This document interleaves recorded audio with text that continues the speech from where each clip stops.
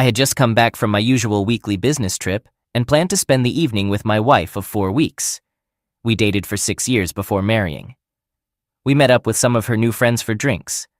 During the night, she got quite drunk, picked a fight with me, and stormed out of the bar. I tried to follow her, but lost her in the crowd. Worried about her safety, I contacted the few people in the group I knew, but none of them knew where she went. After searching for an hour, I decided to go home. It's worth noting that she had a history of blacking out since college, so this behavior wasn't entirely new.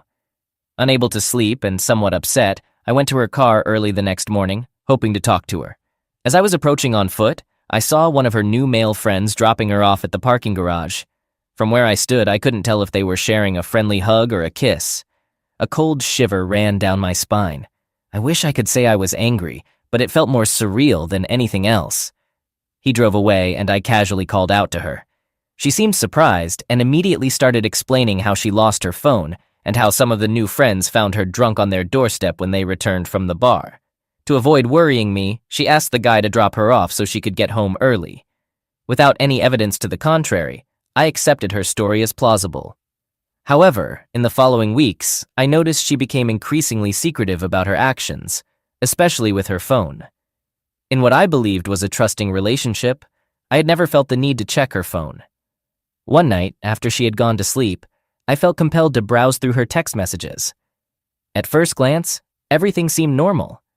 However, by pure chance, I typed the letter V into the Safari browser, and it auto-populated with multiple search queries related to identifying venereal diseases.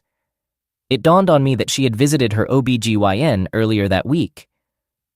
The thought that my newlywed wife might have been having unprotected contact with this guy, who had attended our wedding, made me feel quite uneasy. Nonetheless, I kept my silence and pretended to be oblivious. The next day, I consulted a close friend who was a computer programmer about recovering deleted text messages. He gave me a bootleg program that could retrieve a text file containing deleted content from the iPhone's trash bin. In a somewhat ominous tone, he warned, "Be careful what you wish for." That evening, after she had gone to sleep, I retrieved the erased data. Upon my initial scan, I discovered a plethora of texts exchanged between her and him, discussing various physical acts, including one a-hole act in a workplace bathroom, and getting turned on by one of his roommates watching them through an open door, pill use during the day, and coordinating meetups around my schedule. I began to shake and rushed to the restroom, where I dry-heaved for 15 minutes, utterly shocked. After collecting myself, I returned to our bedroom, woke her up, and told her that I wanted to discuss my fears of infidelity. After allowing her to lie to me for 10 minutes, I presented her with a highlighted stack of text messages. She immediately burst into tears, claiming that she had been under a lot of stress, that it was purely physical, and that it had only been going on for a few weeks. She promised to end it the following day.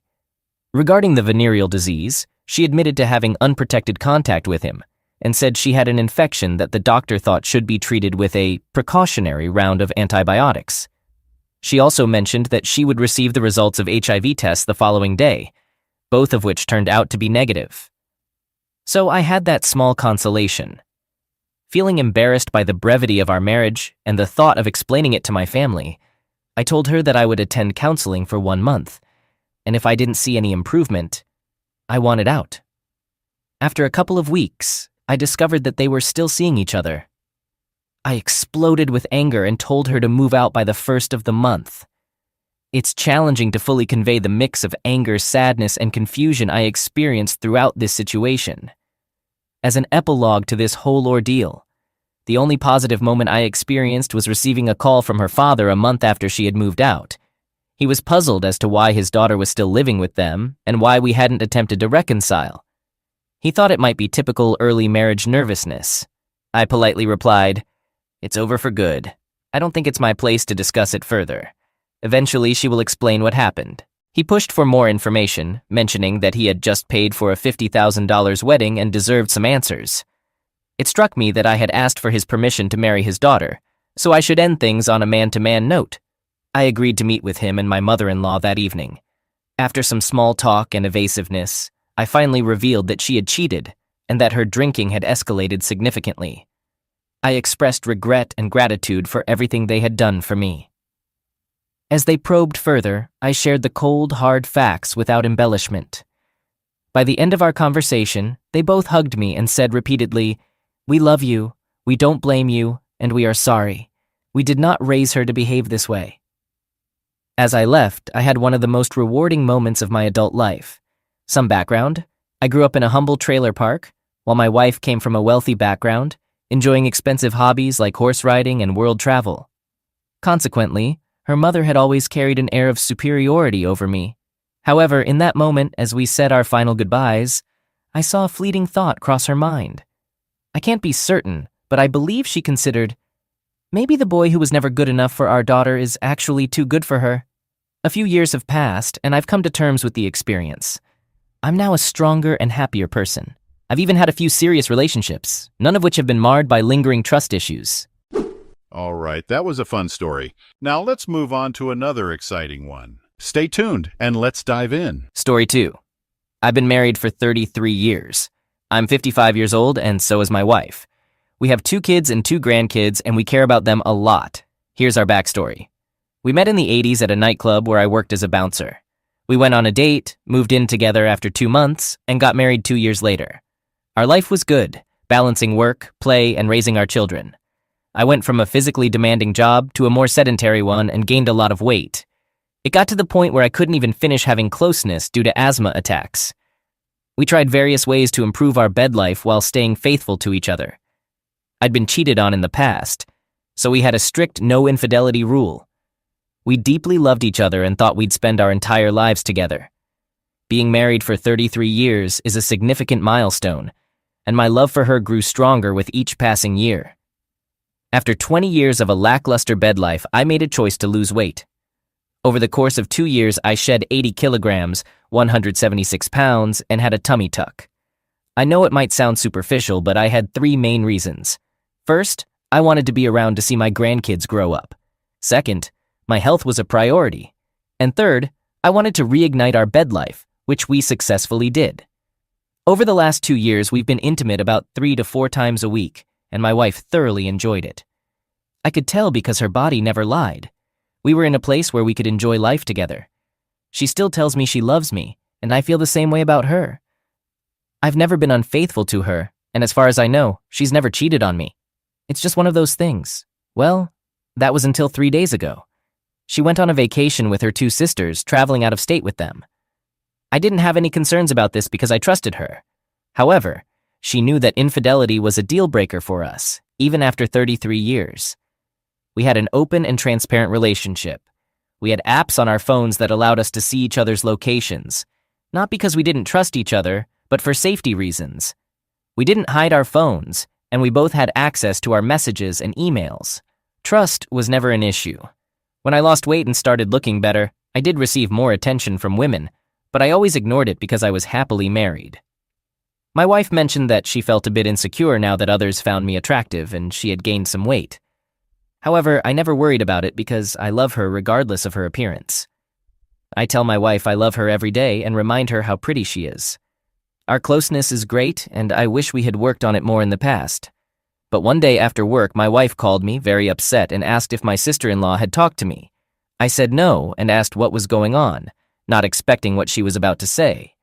She confessed that she cheated on me and had an intimate encounter with another man. She felt really sorry and didn't know why she did it. I was shocked and heartbroken. I sat in my car feeling numb as she explained that she and her sisters had been drinking, and a married couple had joined them. They kept drinking until 2 a.m., and her sisters had already gone back to their room. When the bar closed, she said she was really drunk and went to the couple's room to keep drinking and talking. They kept complimenting her, saying how attractive she was and how lucky her husband was. The man started making physical moves on her, and the wife encouraged them both. They promised her that no one would find out, and they told her to just enjoy the moment. She said it felt like she was acting completely out of character, but she ended up being intimate with the husband while the wife watched. The next morning, she woke up in bed with both of them asleep and quickly went back to her own room. Her sister found her, and she told her everything. Her sister said she had to tell me about it, or she would do it herself. She cried a lot as she told me all of this over the phone and begged for my forgiveness. I felt emotionally numb and couldn't understand how she could risk our lives like this. She cried nonstop, saying how sorry she was, how much she loved me, and how big of a mistake she had made. I told her it wasn't just a mistake. It was a choice. After that, I hung up, turned off my phone, and went home. I sat in a chair trying to figure out what would happen next. I couldn't stop thinking about losing the woman I thought I knew and all the years we had spent together. I grieved over the loss of the future we had envisioned together and the impact her decision would have on our family. My familiar life had come to an abrupt end. For the past 2 days, I isolated myself, but eventually I turned my phone back on. Unsurprisingly, I found a multitude of messages from her and her sisters. The final message indicated that she was en route home. My children had also tried to reach out, as their mother had been contacting them to check on my well-being and inquire if they had heard from me. I reached out to my kids, sharing the unfortunate events with them and assuring them that I was coping as best as I could. However, I explained that I would be leaving home temporarily to work through my emotions before her return. I requested that they refrain from informing her about my whereabouts, as I needed time to come to terms with the impending end of our marriage. I just sent a text to my soon-to-be ex-wife, notifying her of our impending divorce and expressing my desire to cease communication. The emotional pain is overwhelming, and I never imagined that our love could disintegrate so rapidly. Update. I might ramble a bit, but I have a lot on my mind, and my thoughts keep jumping from one thing to another. Just to clarify, our previously dormant bedroom wasn't completely lifeless, but in comparison to the last 2 years, it felt that way. My previous active job was in the military, but due to an injury during a training exercise, I transitioned to a desk job, followed by a medical discharge. Afterward, my wife and I ventured into a small business together. Now, before discussing things with my wife, I had a lengthy conversation with my sister-in-law and her husband. Interestingly, the story my wife initially confessed to was quite different from what she later told me. My kids were really upset about what happened, and they're just trying to support me. I've talked to them about it, telling them that despite being angry at their mom, she's still their mom and their grandkids' grandma. She loves them, and what she did to our marriage doesn't change that. My wife and her sisters cut short their vacation and came back home. I left a note for her, saying she should pack up and stay at her mom's place, and she did. But here's the kicker. The real story is even worse than what she first told me. Even though she confessed when she was caught, she still didn't tell me everything, which isn't surprising. She spilled the beans to her sister, who then told me. Here's what she said. She loves me and our marriage. She never expected to cheat, but she blames it on our active love life over the past 2 years. It got her wondering what else was out there. She felt this way because she used to think she was the more attractive one in our relationship. But now she thinks that's changed. Her insecurity made her seek validation from someone else. She insists it was the first time, even though she'd thought about it as a fantasy before. She was trying to satisfy a curiosity and had no plans to tell me. Interestingly, the couple she hooked up with were our customers from another state, but I've never met them. She talked to them a lot on the phone. They met up for drinks, but her sisters tagged along, so they pretended not to know each other until the sisters left. She did have some drinks, but she wasn't too drunk. They had all planned this before their trip. My wife's coming over to talk later, and she's really worried about it. But I already know what I'm going to do. She made the choice to cheat, and everyone will deal with the consequences. The truth about her cheating is devastating, but it just strengthens my decision. I didn't cheat, I didn't make her lie, and her fear of losing me in our marriage is valid. I don't care how bad she feels. She's the one who did this, not anyone else. But now, we all have to deal with the fallout, and it's the end. We'll have to figure out our new lives. Update. I had the talk with my wife yesterday. After so many years together, we both found that we don't sleep very well without the other beside us. It's been that way for decades. However, last night was the first night I had a very good night's sleep without her there. When she walked through the door, she looked terrible. Sleep-deprived, guilty, scared, and red-eyed. Normally my heart would break and I would comfort her, but not this time. I was sitting at the table and she started crying again and rushed in for a hug, blubbering about how she messed up and is so sorry, etc. I put my hand up, told her not to touch me, and instructed her to sit down. She complied. I asked if she wanted a coffee as I was going to make one, and she accepted. So I made the coffee and returned to the table, her eyes never leaving me. Her. Thank you for the coffee. I interrupted. Hold on, let's do this my way. Please, just answer my questions and listen. This isn't about you. It's about me and our marriage. I told her straightforwardly. At this point, we're done. You've made your choice, and now it's time for me to make mine. I had already made up my mind, but I wanted to extract some honesty from her. I thought that if she believed there was a glimmer of hope, she might be more forthcoming. I continued. I've spoken with your sister, which is true. Her. You did? I nodded. Yes, I did. But I added a fabricated detail. I've also spoken with the couple involved, which wasn't true, but she didn't know that. I felt a strange mix of emotions, a weird happiness that she was so upset, sadness for our situation, and a hefty dose of disappointment and anger.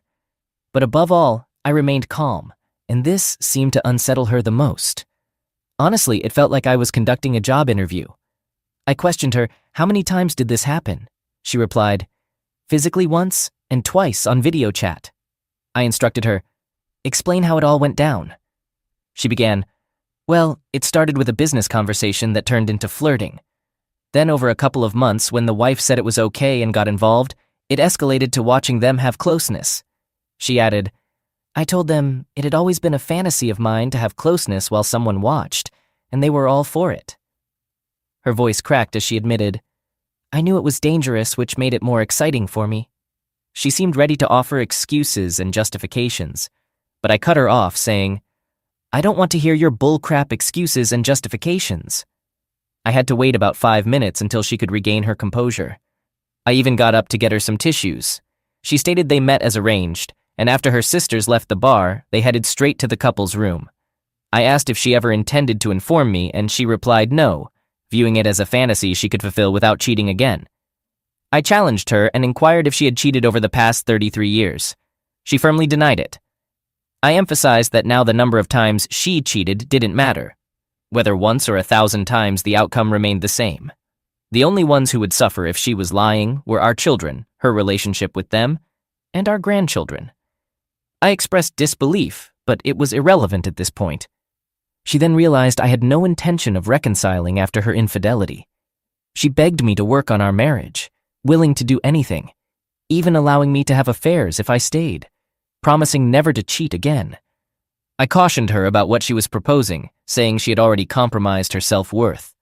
I made it clear I would never cheat in a marriage, and if I were with another woman, it meant we were separated with no hope of reconciliation. This was the furthest thing from my mind. When she tried to take my hand, I informed her I'd never touch her again. I don't judge anyone's lifestyle. It's their own business, and I understand that people engage in affairs and open marriages, etc. However, we didn't have such an arrangement. Trust and respect were shattered when she planned to be intimate with another man.